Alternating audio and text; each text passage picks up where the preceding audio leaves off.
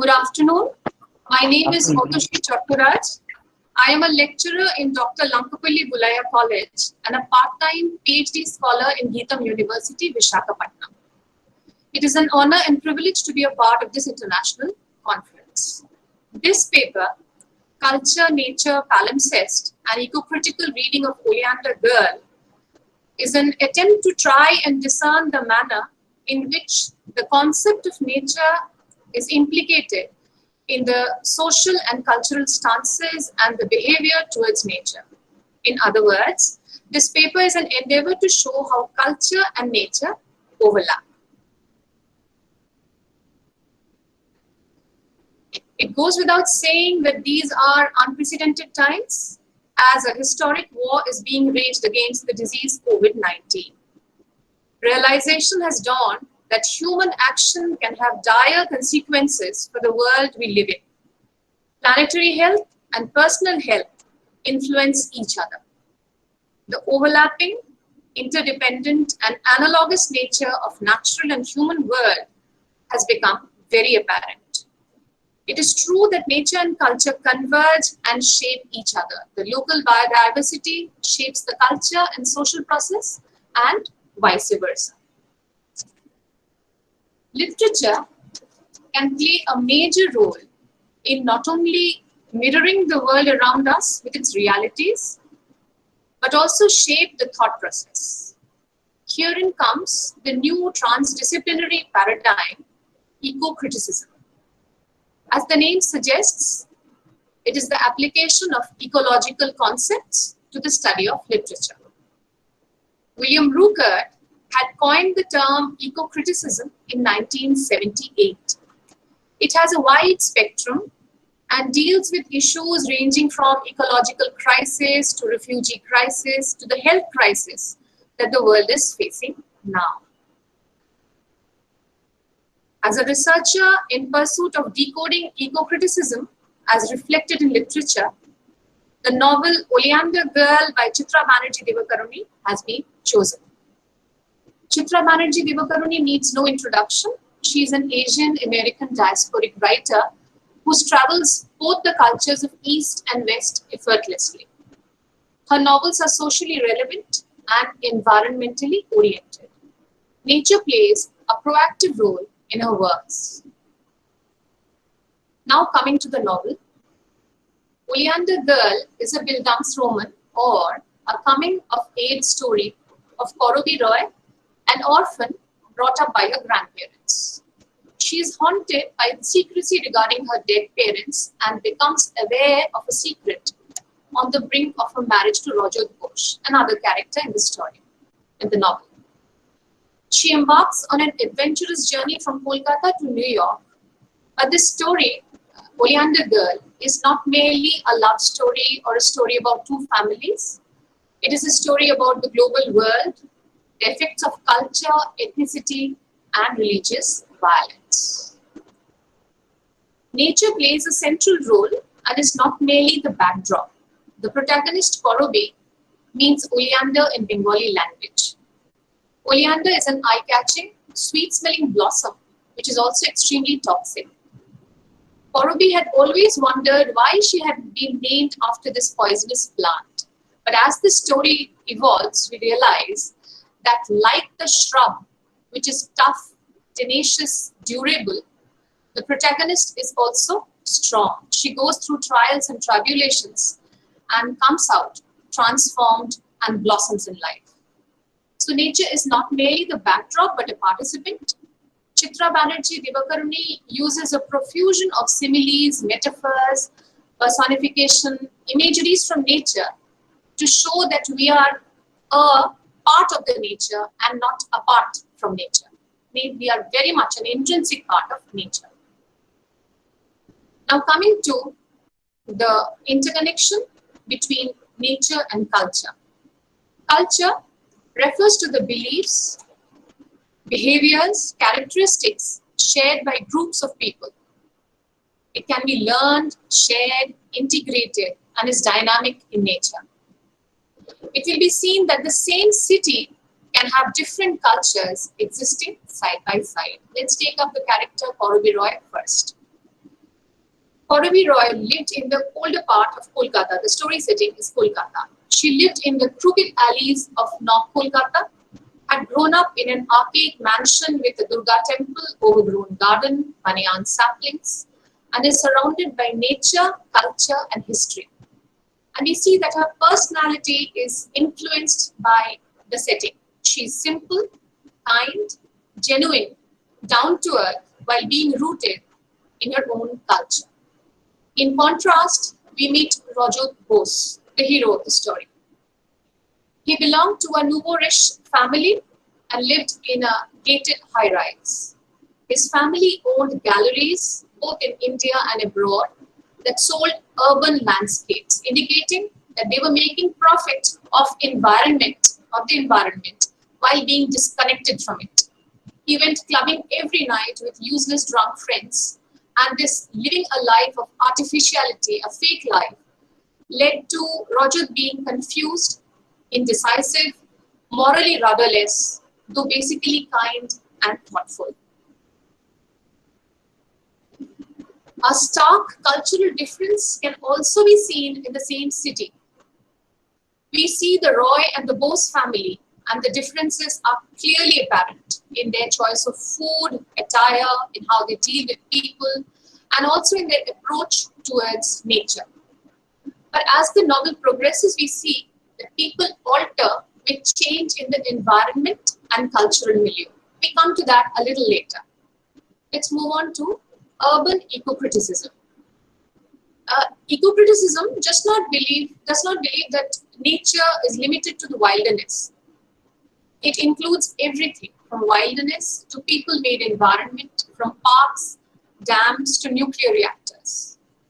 Eco-critics remind city dwellers of their place in the ecosystem, of the carbon footprint that they are leaving behind. They stresses on the importance of understanding urban life and culture, the interplay between them. The story setting shifts between two cities, Kolkata and New York. And the protagonist Korobi's personal journey synecdochically represents a journey between cultures and between belief systems. Let's see how. Kolkata is defined as being both vibrant and desperate. Devakaruni captures the essence of her homeland, a city with a colonial past leading to a change of name from Calcutta to Kolkata. A city of potholes, cows, and beggars alongside Asia's largest roller coaster. So we have humans, animals, and human-built structures jostling for place in a kaleidoscope of different worlds. The setting changes to New York with its famous skyline. It is apparent that this is the era of Anthropocene as reflected in the cityscape. But even amongst the high-rise, we see a stark contrast in localities. There are images of poverty, unfulfilled capabilities, and social exclusion amidst all the affluence. The individual's location becomes a critical attribute.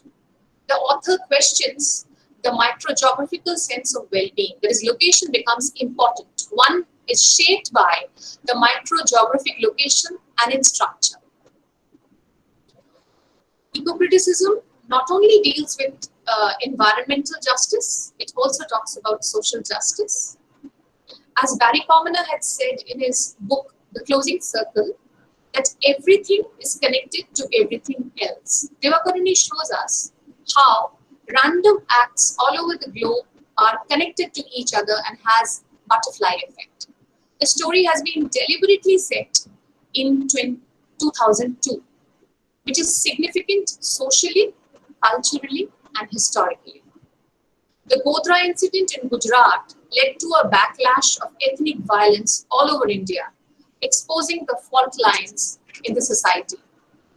On the other hand, in USA, the 9/11 attack and its aftermath, where the lives of the immigrants become a nightmare, is shown through the novel. So the outer landscape and the narrator's interior landscape is mediated by the cultural landscape. We can see the direct overlapping of the three.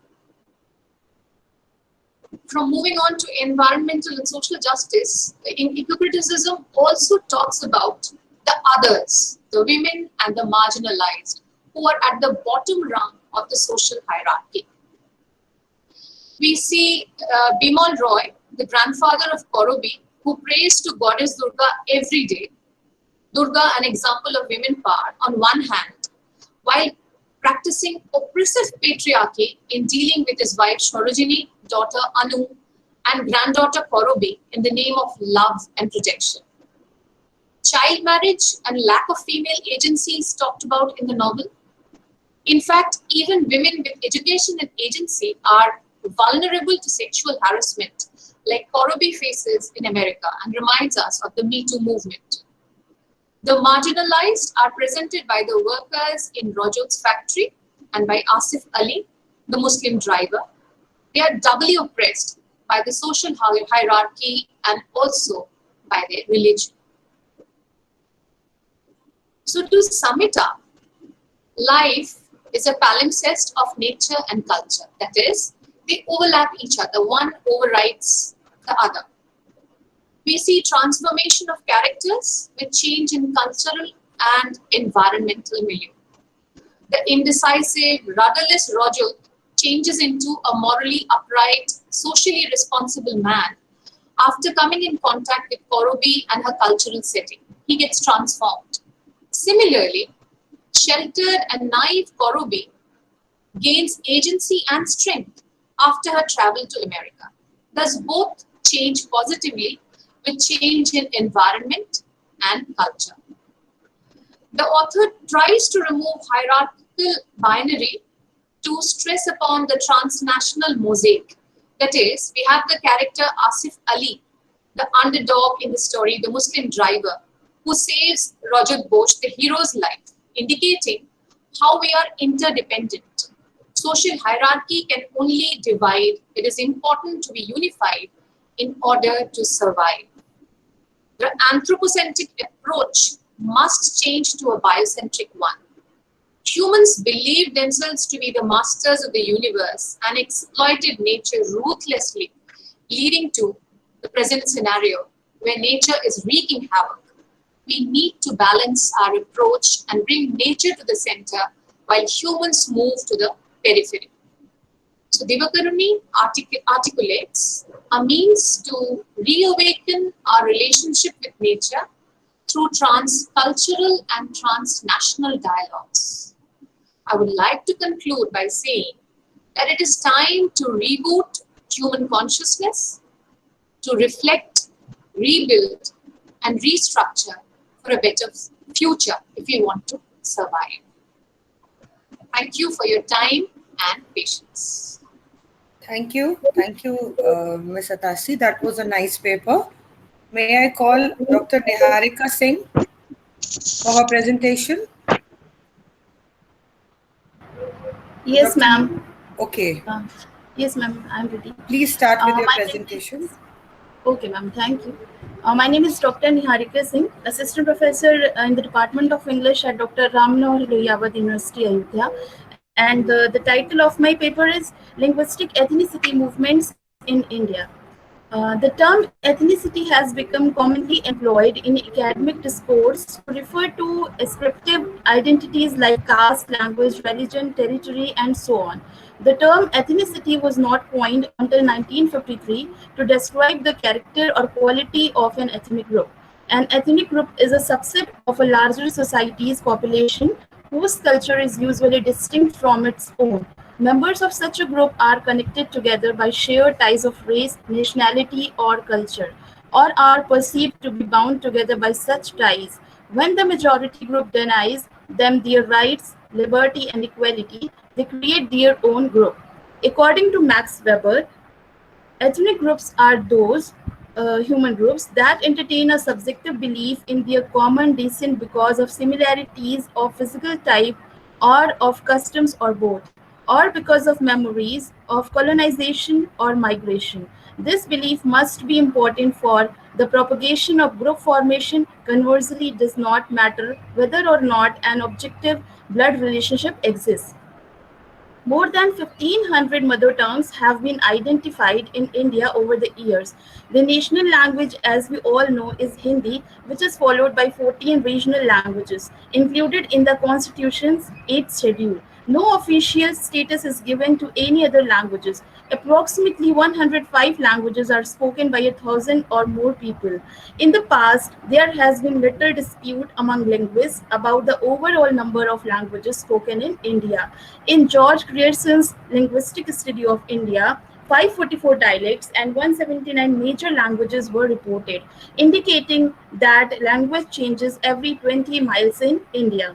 India has seen movements, agitations, protests, and rebellions over the years, depending on the circumstances. All of them, however, have one thing in common: they all began with a strong desire for a change in protocol, treatment, or in a near ideal setting mentality.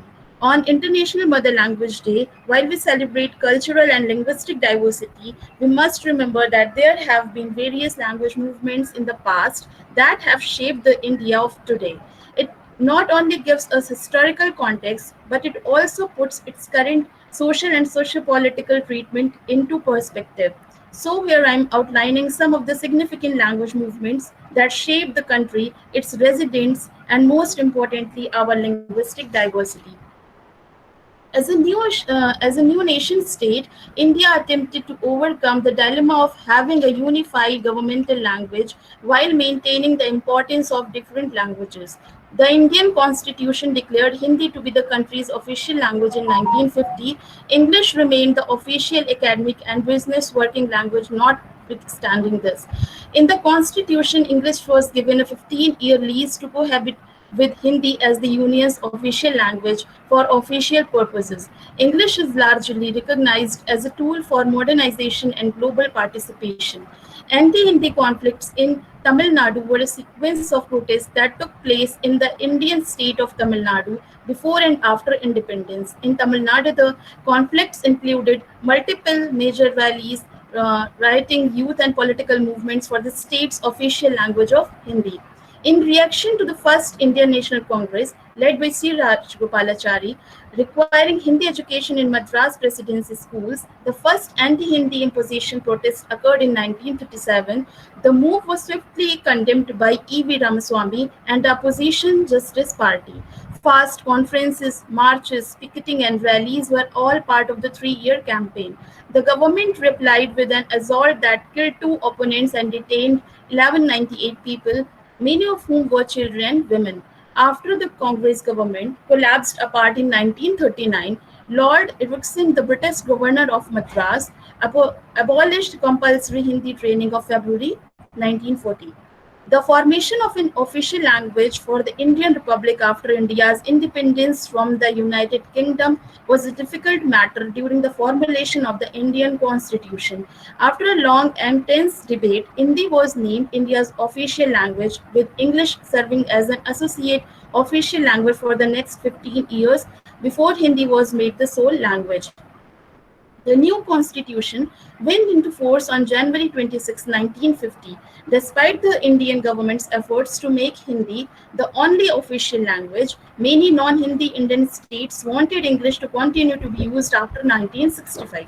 The Dravida Munnetra Kazhagam, a descendant of the Dravida Kazhagam, led the struggle to Hindi. Prime Minister Jawaharlal Nehru signed the Official Languages Act in 1963 to allay their fears, ensuring that English will be used after 1965. The DMK was unhappy with the act's drafting, which created fears that his commitments might be broken by future administrations. As the day for switching to Hindi Excuse as me, the ma'am. single official. If you have any question, you can put in the chat box. Your question will be reviewed after the presentation. Thank you. Ma'am, you can continue. Okay, sir. As the day for switching to Hindi as the single official language approached, the anti-Hindi movement gained traction in Madras state, with greater involvement from college students. A full-fledged riot erupted in the southern city of Madurai on January 25, sparked by a minor incident between agitated students and members of the Congress party. The riots expanded throughout Madras state and lasted for the following 2 months, with acts of violence, burning, looting, police gunfire, and lathi charges. To calm the tension, Indian Prime Minister Lal Bahadur Shastri promised that English would remain the official language as long as the non-Hindi speaking countries wanted it. After Shastri's assurance, the riots and student unrest calmed. The riots of 1965 resulted in significant political changes in the state. The DMK won the assembly election in 1967, and the Congress party has never been able to retake control in the state since. In 1967, the Congress government led by Indira Gandhi modified the official language act to ensure that Hindi and English would continue to be used as official language indefinitely. Dr. Niharika, you will have to sum up, please. Okay, ma'am. Yeah, thank you. Okay, ma'am. Apart from these movements, there were also some movements like Punjabi Suba movements and Urdu movement and other like Kannada movement. There are others that have an impact on India's socio-political system, such as the Maithili movement, Urdu, Vishya Landhra movement, Rajasthani language movement, tribal linguistic movement, and so on. For the past 3 decades, there has not been a substantial linguistic struggle in India. This suggests that India's language problem have been satisfactorily resolved. They no longer pose a danger to the integration of Indian states. Numerous language clashes occurred throughout the post-independence era, particularly between 1947 and 1967. Resolving these issues consumed a significant portion of our political efforts. Violent incidents continue to be reported on a regular basis. On September 28, 1989, communal riots erupted in Bandai, Uttar Pradesh, after the Uttar Pradesh government decision to make Urdu the state's second official language. Okay. According to Robert Daking, language problems are almost never what they appear to be. They are very often confluence to hide agendas that are linked only tenuously to language and linguistics. Language movements in the south have been proven to be a reaction to caste dominance and exploitation. The Punjabi Suba movement likewise had its origin in Sikh identity. Ethnicity, identity, and survival are all major concerns in tribal linguistic movements. Though linguistic ethnicity poses minimal threat to the Indian nation, it should always be a call for listening.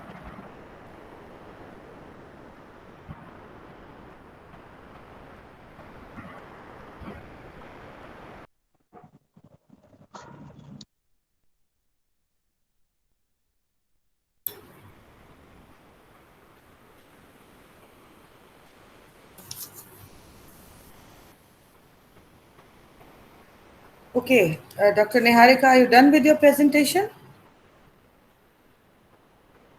Yes, ma'am. Okay, thank you so much. May I call upon the next presenter? Kavipriya S. Yes, ma'am. Okay, Kavipriya, you may begin with your presentation, please. Okay, ma'am.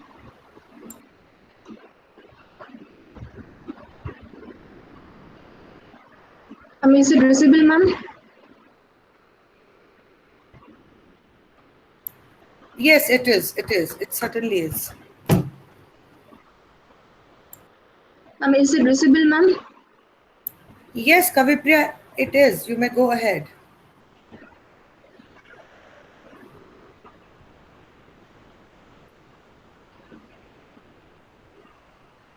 Kavipriya, please start with your presentation. We can see your presentation. Okay, ma'am. Please, yes. Good afternoon, ma'am. I'm Kavipriya, doing PhD in Avinashalingam University, Coimbatore. Today, I'm going to present the paper on the title, Culture and Identity, a study of Naga culture in Estherine Kayas, Sky is My Father, a Naga village remembered. Moving on into introduction, Estherine Kire is one amongst pioneer Naga writers and novelists in English. She is a celebrated Naga writer. She has published many of her poetry and books that has been widely translated to many languages. The paper explores the value of The paper explores the value of Naga culture as it is known as the land of unique culture and tradition. In the novel Sky is My Father, a Naga village remembered, Esterin Kire portrays the close connection to the land and people to display the connection between the two. The novel tells the story of three generations of a family, the character Kovi, his nephew Levi, and Levi's two sons, Sato and Roko. Throughout the novel, we can see how the writer brings out the different aspects of the Naga life. They have a rich oral literature preserved in the form of storytelling. Even in the novel, Kire tries to share community life through storytelling. According to Native American storyteller Leslie Marmon Silko, he views storytelling as something that comes out of an experience. Same as what he says, Kayer unfolds the community life by describing ordinary experiences such as a custom of birth, and death, an impending feast, Sakrene for the new year, and several details. Like in the Angami tribe of Nagaland, Genna days is strictly observed by the tribe as per the myth. On that day, no one does any kind of work, rather stay at home idle. And also rituals are one among the customs among the tribes. The lives of them are deep rooted with rituals as they are usually conducted innumerable rituals. It is practiced as a way of invoking the blessings from the spirits and deities. That's what they believe. And many several details that paint the pictures of a day in the village. She tries to keep their custom and tradition alive for a generation. They transfer these custom and stories from one generation to other through writings. It is also a way of preserving their cultural heritage for the generation to come. Esterin Kayer highlights that the people are expected to keep their cultural values in every stage of their life. For example, the stories about the warriors of the village and the custom of the village are taught to the younger generation to have a good knowledge about this tribe. Moving on into conclusion, Kaya's reliance on writing is expressed to bring out the cultural voices of her own Naga society to be heard by others outside of her community. Through the writings of her, she promotes tribal cultures and literatures, and also she exhibits it to the rest of the world to appreciate and understand tribal life. The writers like Esterin Kire choose to write about Naga culture by attempting to study their people for who they are and not what they have become in their interaction with the outside world. She is using writing as a tool to communicate with younger generation that they have to take care of people and their culture because that define one's identity. Because culture is defining feature of a person's identity, contributing to how they see themselves and the groups with which they identity. The paper thus gives a deep insight into the custom and lifestyle of the Angami tribe of Nagaland. They have the rich cultural heritage. I would like to conclude that people in general are defined by their culture, which inevitably creates the identity of the people among different groups, communities, clans, regions, and others. Thus, culture is the identity of the people.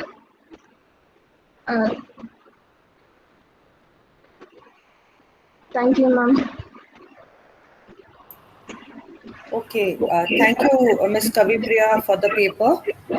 Do we have Dr. S. Bharati? Yes, ma'am, I'm here. Okay, please start with your presentation. We've been waiting for you since long. Yeah, sorry, because of the network, I couldn't connect with you. No I had worries, been no connecting problems. again. Yeah. No worries. So Please start with yeah. the presentation. So I thought of presenting from my laptop, but I couldn't. So let me start with the title. Before that, let me record my sincere thanks to all the organizers and especially Cake Comrade Trust and my dear friend Dr. Regine for providing me this opportunity to present my paper over here.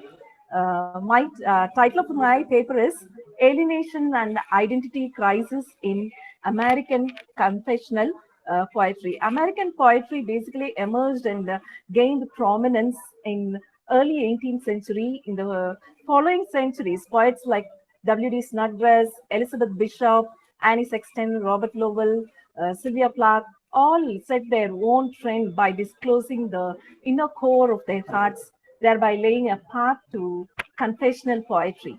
Thus, confessional poetry scrutinizes marital discards and emotional breakdowns. So, my paper is an attempt to discuss the sense of loss, alienation, with reference to Heart's Needle, a magnum opus work by Snodgrass, which is on losing his only daughter in a bitter divorce.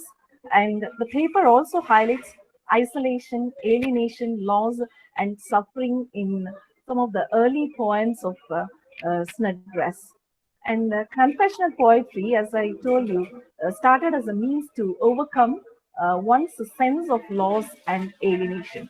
So it is a kind of therapy towards the betterment of psyche by opening the dark secrets hidden in the mind. And this type of poetry also helped the people to get rid of their suffering and loss, thereby overcoming the emotional crisis. Many of the confessional poets wrote in order to escape from their um, sense of loss, alienation, pain, personal angst, and so on. The objectives of my research are to bring out Snodgrass' use of his poetic talent to overcome his personal loss and suffering, as well as betrayals, with reference to his maiden anthology, Heart's Needle, and also to explore how the poet moves on from personal to universal, thereby representing it as a common theme to everyone. And mm, the background of my studies is as far as I have been researching on confessional poetry, I found that Sexton wrote confessional poems on the suggestion of a physician, whereas Clark's poetry is predominantly about her pain, suffering, and loss. Similarly, Sharon Olds, like Sexton and Clark, is sincere and honest in her observation. So not only these American women, but also Elizabeth Bishop and Adrienne Rich, they are much more occupied with loneliness. Um, so the research gap which I found is almost all the confessional writers or women, except a few like Robert Lowell, W.D. Snodgrass, and Walt Whitman with his Leaves of Grass. And though the theme of loss, suffering are explored in female confessional poetry, the writings of Snodgrass is pretty much unexplored. And hence, there is a need for the analysis of those themes which I mentioned above. Uh, so let me tell you a thing about the title of the poem, Heart's Needle. So actually, Snodgrass derived this title, Heart's Needle, from an old Irish tale titled The Frenzy of Suiban, where it goes, let me quote this, "Your daughter is dead," said Longshishan, "and an only daughter is the needle of the heart," said Suiban. So this forms a basis of the title of the poem, Heart's Needle. And this anthology is an elegy on the loss of the poet's daughter through a bitter divorce. And the central ideas of this anthology are failure in personal life and how extreme affection can also become toxic. So some of the common themes which I found in Snodgrass poems are isolation, loss, suffering, and alienation. So I would like to discuss each of these themes with some examples. Isolation, loss, and suffering are the major themes in most of the early poems.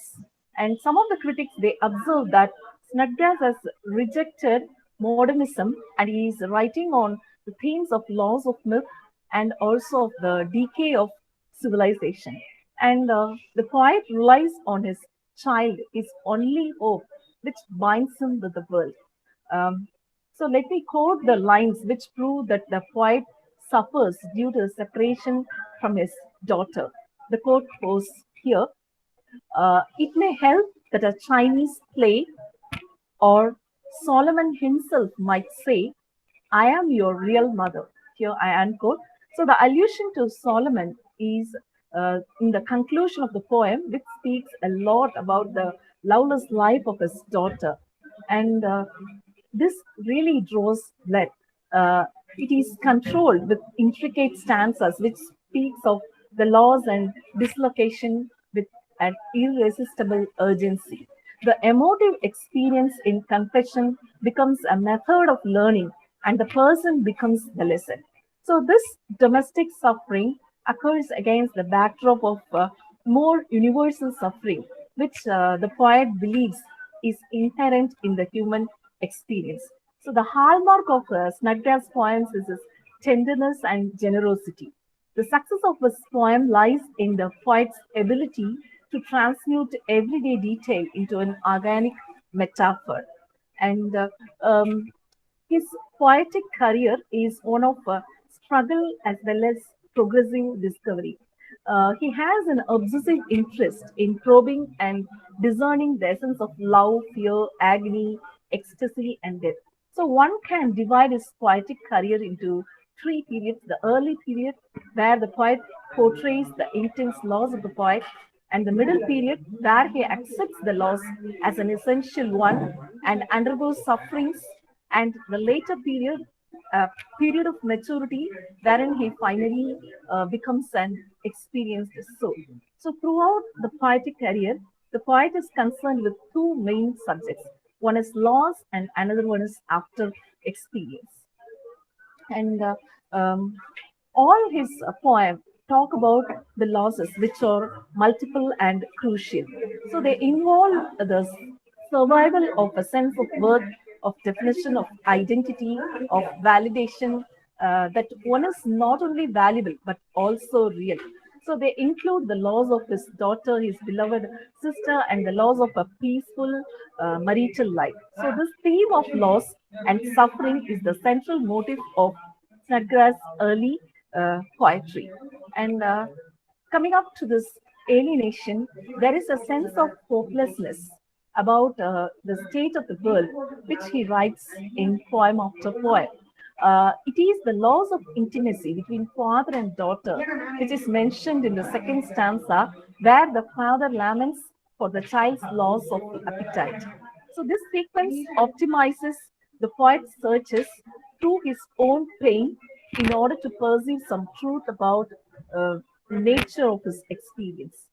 So in Heart's Needle, there is a seasonal reference in order of cyclical development which are autochthonous to it. So though the seasonal frame supports the abundant natural imagery, the poem is about the animalistic nature of humans. At the same time, it also distinguishes the poet as a human by an essential difference. So the title of the poem begins introducing his only daughter Cynthia, who is the needle of the heart. And the poet's only consolation is his daughter, who has been a medicine to the Cold War, which ended in a bitter divorce. The main message of the first part is spring will not wait, and the seasons provide ideal background for his relationship in the poem because relationships also have seasons. Moreover, the seasonal frame also supports the abundant natural imagery in the poem. Images from nature, their intimate incidents about the poet's own loss, suffering, sense of guilt, all are contained in Heart's Needle. And the sixth part of the poem depicts the poet's self-knowledge and self-determination. In the next part, there is an oscillation of affection and understanding and distance, and control of freedom. And in the eighth part, the poet he reminds an unhappy incident. Here, in spite of his true love and care for his daughter, which he has preferred to be with strangers. So the poet muses over the separation of his daughter after the Halloween party. And there is a tension between father's desire and knowledge. He is well aware that he cannot stay close to his daughter forever, yet his heart longs for the closeness with his daughter. So he feels helpless and frustrated. The concluding lines. Here I would like to quote the concluding lines. Once more now, this second, I hold you in my hands. Unquote. This shows the father's experience of abandoning his daughter and rebounding with her. So it also reveals the poem's central theme, that is the pain of losing his dear daughter. The tragedy here is, though the father and daughter never wanted to be separated, it is the divorce from his wife that separated them. So the poet deeply regrets for his lost love after many years of bitter family experiences, betrayals, and three divorces. The poet is still in search of last love, and hence he states that instead of being an unloved person, he chooses to die. And you can also find identity crisis over here in the final poems, which I objectify the poet's spirits that has risen along with the winter. The long chronicle of painful separation, of good and ill portents, of self-assertion and self-examination ends quietly, efficiently. And winter seems preferable to the child, but gives pain to the father. Again, in the section 7 of the title sequence, the poet uses the metaphor to describe his inner feelings. The spring serves as a metaphor for his daughter's visitations. As she comes and goes, so is the action of the spring. And finally, to conclude, Snodgrass uses poetry to escape from the present sufferings and enter a world of his own to the past to alleviate his pains. He tells us again and again that one can exist only by living a passionate life, by freeing the soul, though this action itself will inevitably bring grief to those whom we love the most. A study of his poems show his search for personal identity, the poet's relentless compulsion to know about himself. He also views this experience of writing poetry as the occasion for the poet's way of learning to make coherent patterns of beauty and truth. Thank you for the opportunity, madam. Thank you. Okay, thank you, Dr. Bharti. Now I open the house for discussions. Any questions, please? If there are questions, you can put over one by one.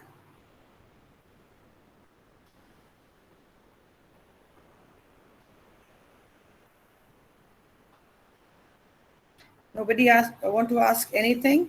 The papers were so good. Yes, indeed, I agree. So, can I please make my comments, Mr. Moshon? Oh, yes, sure, ma'am. You can Okay, proceed. thank you. The first paper that we heard was from Ms. Atashi, Nature and Culture Palimpsest. She has discussed very beautifully about eco-criticism in connection with the environment and social justice. Obviously, I was more impressed by the woman part of it. Woman being vulnerable in all the spheres of life. Yes, that was a good paper. Congratulations, Ms. Atashi, for that. The next paper was from Dr. Niharika, and she discussed ethnicity dominating the linguistics. So now let me tell you people that in Rajasthan, where I put in Jodhpur, we have the change of dialect for every 8 kilometers that you travel over here. So it was a pleasure listening to your paper, and congratulations for your extensive research. The next paper was Miss Kavipriya, and she spoke about the value of Naga culture, and she pondered upon the custom, lifestyle, defining one's identity, and indeed it was an insightful paper. So congratulations to you, Kavipriya. And the last paper was by Dr. S. Bharti, and she discussed about the confessional poetry, portraying the sense of loss, alienation, isolation, suffering in American literature. And I was impressed by your presentation, Dr. Bharti. And congratulations to all the presenters.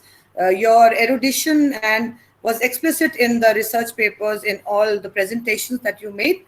Thank you, Dr. Regin Sylvestre, for calling me here. And thank you all the presenters and all the participants for this session. Thank you, ma'am. Thank you so much, ma'am, for your present and all the respected presenter along with their work. And we get a chance to learn so much from this session. So we wish you and all the respected presenter a success in their future work and contribution. Thank you, ma'am. Thank you, everyone. Okay, thanks a bunch. And